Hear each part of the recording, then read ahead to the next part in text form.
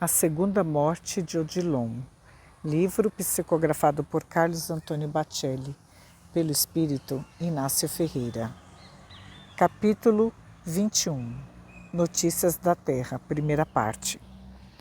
Após breve descanso, Odilon, na companhia de Dalva e outros companheiros que o acompanhavam, deliberou regressar ao Liceu. Ao despedir-se, abraçou-me fraternalmente e aos meus ouvidos sussurrou: "Não se esqueça, doutor, do que me prometeu, a oração."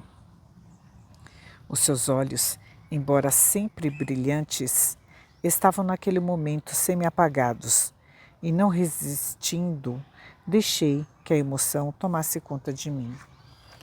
2 lágrimas furtivas que, a custo contive, brotaram em meus olhos, e um nó se me fez na garganta, impedindo que respondesse ao amigo que eu estava vendo pela derradeira vez, no mesmo plano. Notei que, igualmente, para não se emocionar, além da medida, Odilon apressou-se em sair, amparado por Dalva, apenas virando-se para abanar-me a mão em despedida, quando estava entrando no veículo que o reconduziria de volta à casa.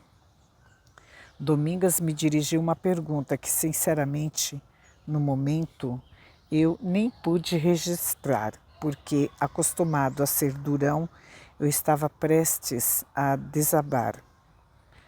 "Doutor", insistiu ela, enquanto o aerocar se afastava em silêncio, rumo ao horizonte.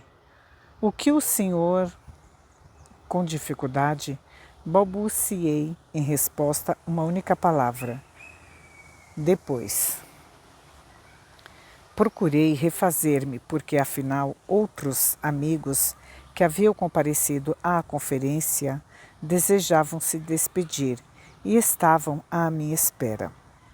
Tomei um gole de água e outra vez fiquei pensando no quanto é difícil a despedida daqueles que amamos, quando a vontade divina os convoca a outras paragens.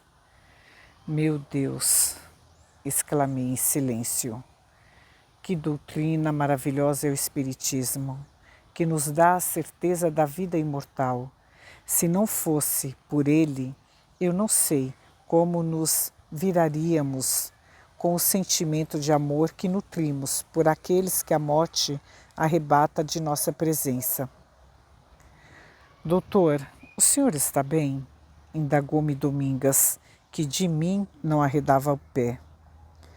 "Mais ou menos, minha cara. Sempre estou mais ou menos. Às vezes, bem para mais e às vezes, bem para menos. Contudo, estou sempre muito bem. Não se preocupe. Vamos nos despedir do restante do pessoal." Certo de que ela não havia entendido nada, fomos ao encontro do primeiro grupo que nos aguardava. "Doutor", perguntou-me um dos confrades, "o doutor Odilon já foi embora?" "Sim", respondi. "Ele é um homem de muitos compromissos.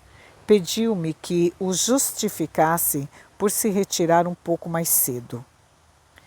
Comentávamos que ele está bem mais magro.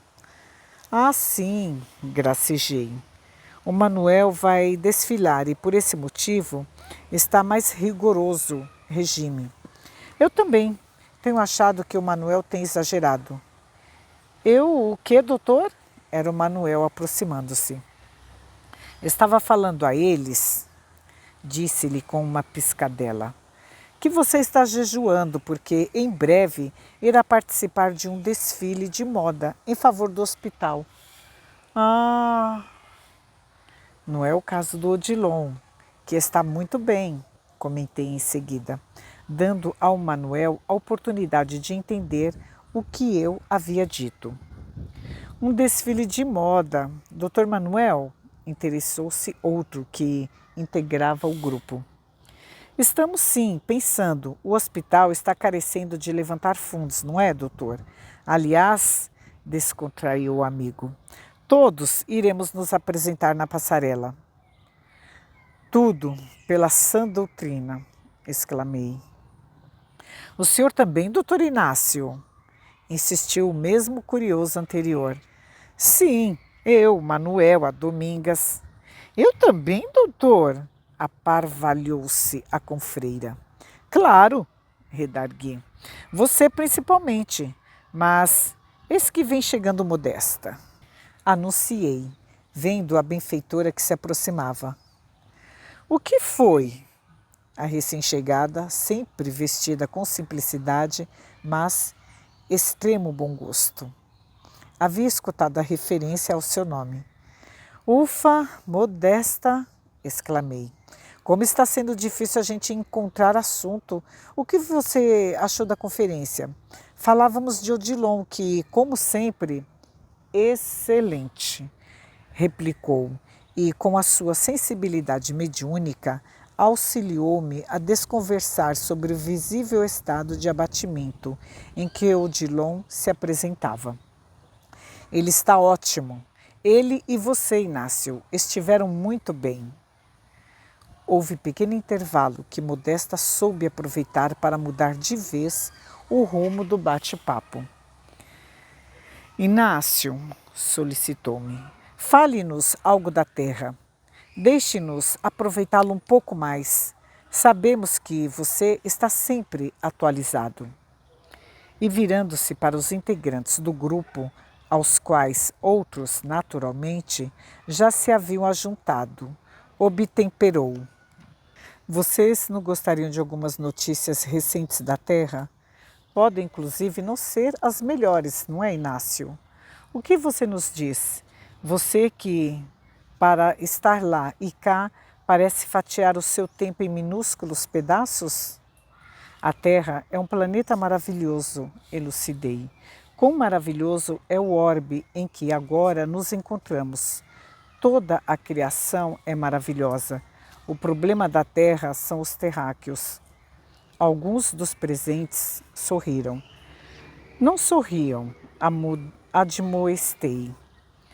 Porquanto estou me referindo aos terráqueos encarnados, mas também aos desencarnados. Se, pelo menos, quando reencarnássemos, fôssemos por lá para fazer a diferença. Tal, no momento, não acontece. Muitos de nós vamos por lá e deixamos a coisa como está, quando não a deixamos pior. Doutor, mas nada regride, observou um dos irmãos que nos ouviam. Sim, regredir não regride, mas complica, respondi. O homem adulto não pode tornar a ser jovem, no entanto, ele pode tornar a sua velhice mais complicada. Eu não tenho notícias da vida na Terra há uns 30 anos ou mais, comentou um outro companheiro. Eu não tenho há mais de 40, informou mais um. Vocês pudessem estar lá agora, disse eu, haveriam de se surpreender muito. A Terra, na atualidade, está com quase 8 bilhões de habitantes. Em 8 bilhões? Como? Vamos nos acalmar, solicitei. Com a permissão da Modesta, procuraremos algum lugar para nos assentar. O tempo urge, mas podemos conversar mais um pouco. Acomodamo-nos em algumas cadeiras soltas e logo o pequeno grupo se multiplicou, com muita gente vindo nos ouvir e participar daquela conversa informal. Aqui, perguntei, quem é o mais velho do mundo espiritual? Quem de vocês deixou a carcaça há mais tempo? Creio ser eu. Levantou a mão um senhor que, de fato, aparentava ser o mais idoso. Estou aqui, doutor, há mais de 80 anos. Vim para cá muito jovem. Eu estava com quase 18 de idade. Deixei o meu corpo nas águas de uma represa. Construí a minha vida toda ao lado de cá Estudei, formei-me, casei, tive filhos, netos. Netos? Sim, netos. 4. Heresia, gracejei. Hein? Pronto para morrer de novo? Quando a minha hora chegar, pressinto que sim. Capítulo 22. Notícias da Terra, segunda parte. Vai voltar ao caldeirão? Com naturalidade, respondeu-me algo sorridente. Não vejo outro lugar para onde possa ir. Impressionante, doutor. O tempo, igualmente, passa do lado de cá. Tenho lido sobre o assunto. Os autores dos livros espiritualistas que tenho procurado ler dizem que ainda estamos distantes da própria imortalidade. Mas, sim, imortais já somos, exclamei. Não morremos antes, não morremos agora, não morreremos depois. O que os referidos autores devem estar dizendo é que estamos distantes de fazer para o processo de viver, morrer, viver, tornar a morrer, enquanto não nos livramos de nossas excrescências. Excrescências? De nossos invólucros mortais, que, na acepção do termo, também não morrem. A morte não existe para absolutamente nada. Tudo se transforma, se transfigura em mais vida. Eu não me sinto em condições de morrer para cima, doutor. Como o senhor costuma dizer, creio que durante um bom tempo renascerei na terra, mesmo que... Emocionado, efetuou rápido silêncio e continuou. A minha esposa já partiu. Ela, segundo tudo indica, voltou ao orbe terrestre, onde possui muitos familiares. Nós nos amamos. Eu não teria coragem de subir sem ela. Às vezes, sonho que outra vez estamos juntos. Você sonha com ela? Sonho, doutor, com frequência. Ela está agora com quase 3 anos e é linda. No sonho, ela sempre sorri para mim e me estende a mão. Estás frito? Exclamei, fazendo o pessoal sorrir. Ela é mãe de meus filhos, avó de meus netos. Estão todos na fila de um novo renascimento. Aliás, como você disse, é natural, pois que, em termos de qualidade populacional, a Terra carece de passar por uma reciclagem. E aduzi, provocativo. O Manuel teve um pedido de reencarnação indeferido. O doutor Manuel? Eu, doutor? Indagou Manuel quase ao mesmo tempo que o nosso interlocutor. Ao que sei, é você mesmo, prossegui brincando. Foi indeferido, sine die. Mas eu não apresentei nada. Então apresentaram por você. E confesso que não fui eu. Ah, o senhor está fazendo piada comigo. Ainda não penso em voltar. Doutor, como é que está a Terra nos tempos atuais? Outro amigo perguntou. No geral, ainda sob ameaça de guerra generalizada, de fome, de violência, de pandemias. É desencorajador. A Rússia está em guerra com a Ucrânia. A Síria enfrenta cruel guerra civil. Ao que estamos informados na Terra, quase 30 países estão imersos em conflitos armados. A ameaça de uma guerra nuclear é imensa. Os nossos analistas acreditam que nos próximos 4 lustros, talvez menos, a humanidade conhecerá maiores provações. E o Brasil? Questionou o senhor cuja esposa já estava reencarnada. Por enquanto, vem se mantendo a certa distância, favorecido principalmente pela sua posição geográfica. Não obstante, quase toda a América do Sul está sob governança comunista. O mundo está de olho na Amazônia, em suas riquezas. Não ambicionam, por exemplo, as extensas regiões desérticas, o árido e o chamado semiárido. Querem as riquezas minerais do país, a sua água potável, o solo fecundo, a sua extensão territorial. Meu Deus, dizem que por lá a pandemia ainda não acabou, é verdade? Sinto em dizer-lhes que não acabou, e não acabará tão cedo, porque outras logo estarão em curso. Não se trata de pessimismo? Não é pessimismo. A questão é que faz parte do contexto evolutivo da humanidade encarnada. Muito dificilmente a Terra deixará de ser um orbe de expiações e provas, sem que atravesse duros períodos de conturbação física e moralmente. O senhor falou de 4 lustros, 2 décadas? Os analistas, porque infelizmente eu creio que na metade desse tempo algo sucederá de mais sério. O mais grave, assim consideramos, é que os homens, claro, com exceções, estão outra vez ridicularizando a figura do Cristo. Os comunistas são ateus e, por incrível que pareça, contam com o apoio de determinada ala da Igreja Católica. Doutor, mas a Igreja...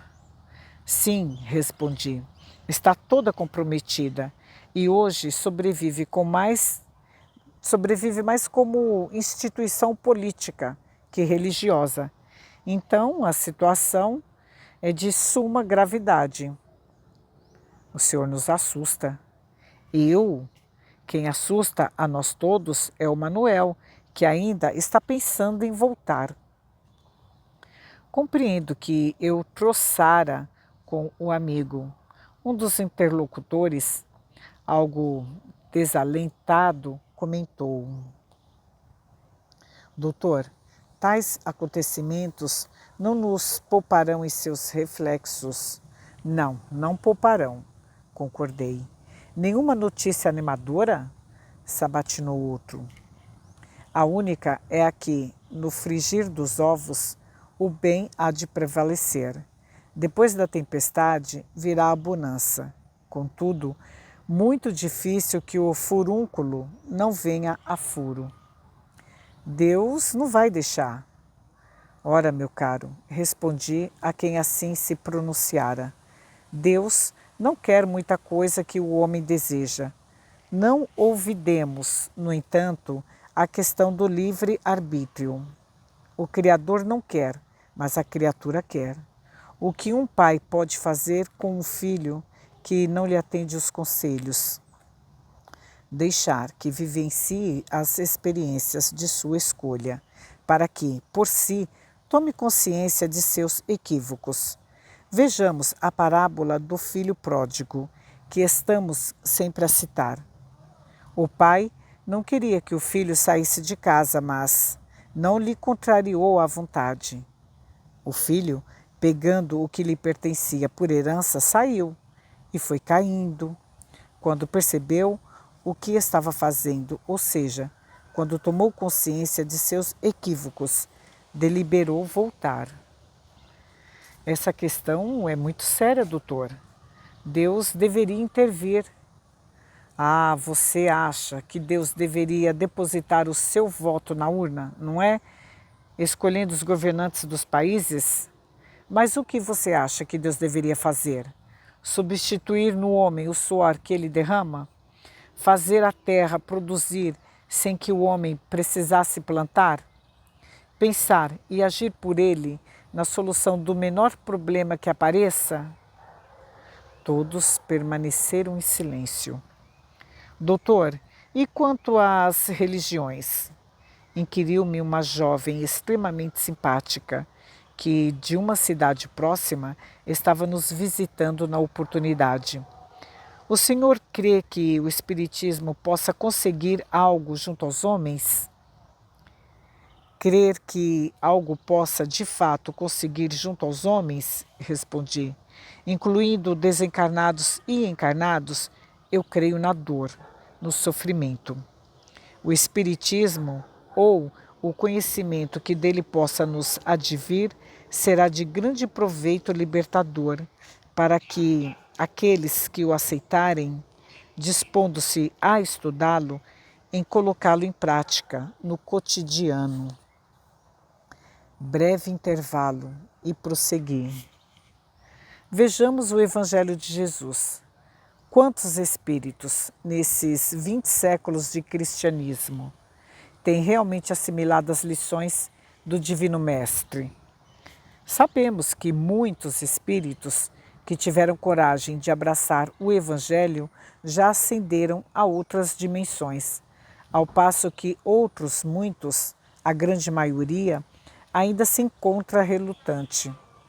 Pouquíssimos judeus, por exemplo, aceitaram ou aceitam Jesus na condição de Messias. Grande parte da população do mundo está marcando passo há 20 séculos. Aqui, na face real do orbe terrestre, deste outro lado da vida, acontece o mesmo. Ou seja, a indiferença dos mortos no Evangelho do Cristo não se alterou muito. Capítulo 23. Notícias da Terra, terceira parte. Então, continuei. Uma pergunta fica pairando no ar. Quando o Evangelho de Jesus há de ser considerado pela humanidade como sendo o código de luz para que os espíritos possam se redimir, abandonando de vez a porta larga pela qual estamos sempre enveredando, de minha parte, acredito que o aproveitamento do Evangelho e do Espiritismo seja individual e talvez não venha a ser coletivo. Como? Insistiu a jovem. A escola confere acesso a um sem número de aprendizes, na qual todos podem ser alfabetizados, porém, não são muitos os que se entregam ao aprendizado com amor. Não são muitos os que verdadeiramente se empenham na conquista de sólida base de conhecimento que lhes garanta, por exemplo, a entrada em uma universidade. E poucos os que conseguem ir para a universidade e efetuarem os seus cursos com a intenção de virem a ser excelentes profissionais.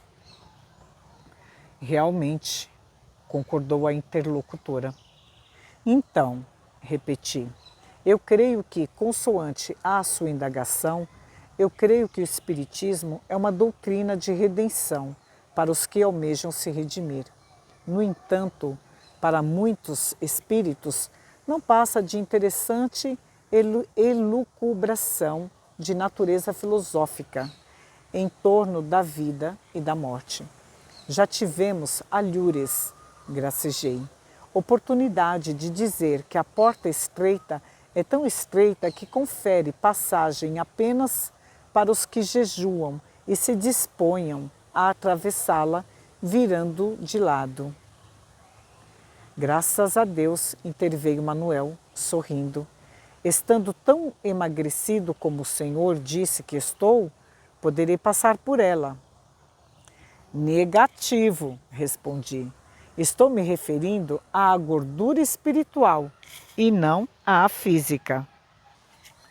O jejum ao qual me referi é o que espiritualmente não nos faz ficar como os faquires, ou seja, sem excesso algum de gordura na alma, porque afinal Buda, o príncipe Kasyapa Muni, era obeso. Dizem que ele pesava diversas arrobas. O pessoal sorriu. Não obstante, ele foi ao Nirvana e Buda foi obeso de propósito, para mostrar que a iluminação interior não é uma questão de jejum. Com o que estou dizendo, não desejo incentivar a glutonaria, porque a gula é um dos 7 pecados capitais, Se pode não fazer mal ao espírito, com certeza faz ao corpo, porque termina por ser considerada suicídio indireto. Os iogues indianos primavam pelo ascetismo, não é, doutor? Pela maceração do corpo, comentou a jovem. Sim, e Buda, ao tornar-se tão obeso, embora muitos de seus biógrafos digam que ele se contentava apenas com um grão de arroz por dia, teve a intenção de demonstrar que a leveza espiritual não tem muito a ver com a balança. Doutor, interveio Manuel com o intuito de levar o pessoal à descontração. De toda maneira, eu tento acertar. Você está errado, exclamei com o pessoal sorrindo. Manuel, você é como muita gente costuma dizer, calado, você está errado.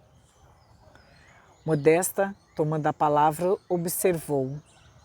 A questão mencionada pelo Inácio, de leveza espiritual, é difícil, porque diz respeito à transparência de nossos sentimentos, exceto pelo coração. O corpo não sobe na balança de Deus. É o coração que nos torna mais leves ou pesados. E quanto pesa o nosso coração? Eis uma pergunta que constantemente devemos nos fazer. Quando o nosso coração...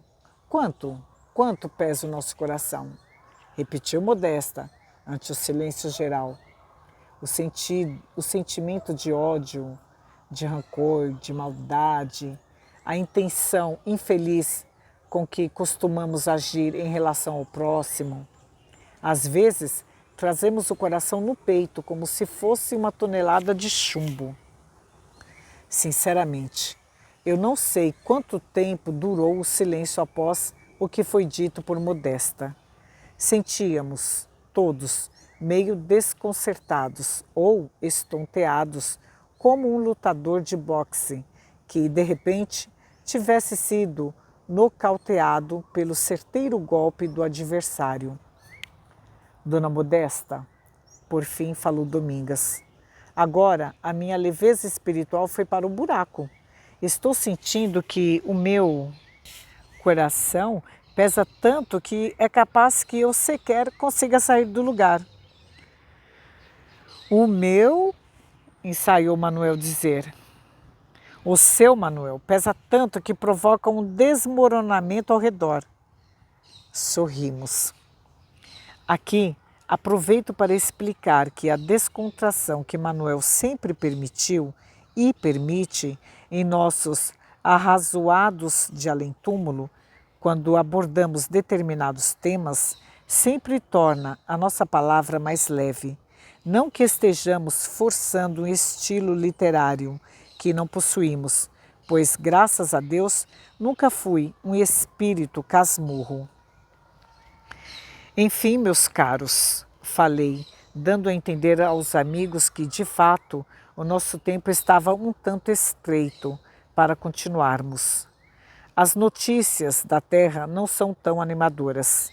Igualmente, não sei, caso fôssemos transmitir aos nossos irmãos encarnados as nossas notícias com todo o realismo. Inácio, ponderou Modesta, eles não podem esquecer que sobrevivemos nos círculos espirituais próximos ao orbe, o que, portanto, haveriam de esperar. Modesta, respondi, no começo de minhas especulações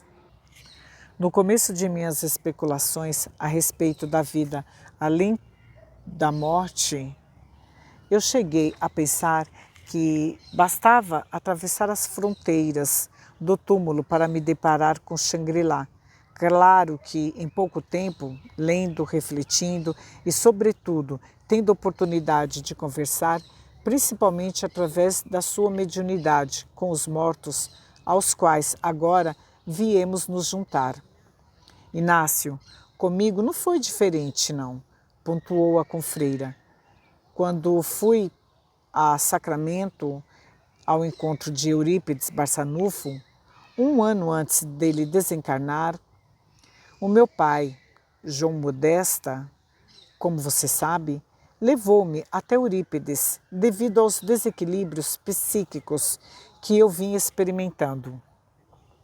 Estava sendo chamada à mediunidade, não é? Sim, mas eu também não fazia ideia de que o mundo espiritual fosse conforme é. Egressa da igreja, se supunha que, ao deixarem o corpo, os espíritos se renovassem substancialmente, ou pelo menos deixassem no túmulo a maior parte de sua humanidade. Eu pensava, disse Domingas, que todo espírito, no mais além, passasse a usar um roupão de americano cru ou de um tecido de melhor qualidade, um pouco. Para mim, os mortos não usavam roupas normais. Roupas normais? Repetiu um de nossos amigos, esboçando ajeitar a gola da camisa. Também, prossegui, os esboços, desenhos, enfim, as oleografias em geral, que procuravam retratar os espíritos, sempre nos apresentavam de asas ou com chifres. Aproveitei o momento em que natural silêncio se fez para explicar aos convidados que, devido a outros deveres que permaneciam à nossa espera, eu precisava me retirar. Necessito voltar à casa, Maria de Nazaré. Igualmente desculpou-se Modesta. E sabemos que muitos de vocês que vieram de outras localidades ainda precisam pegar estrada. Pegar estrada. Foi a minha vez de comentar. Pois é, repeti, pegar estrada. Sobre a terra, há muita gente que acha que todos por aqui possuímos a faculdade de volitar, atravessando o espaço com a agilidade de uma águia. Infelizmente, ainda não é assim. André Luiz andou de aeróbus, não é, doutor? Enfatizou Domingas, que, quando encarnada, era outra aficionada na leitura do excelente Nosso Lar. Se, porventura, não andasse de aeróbus, observei, ele teria que ir a pé. A faculdade de volitação ainda não se lhe desenvolvera. E, dando tchau ao pessoal, gracejei. O Manuel vai enfrentar a segunda morte, claro, para baixo, sem saber o que deseja volitar. Ou melhor, sem saber o que seja, né? Volitar. Doutor, eu já... Sim, já andou de aerocar. E aconselhei. Peguem a estrada com cuidado, turma. Evitem acidentes, pois por aqui também pode-se morrer por acidente. Os outros, ou melhor, os nossos corpos, ainda são tão perecíveis quanto os que são feitos de carne e osso.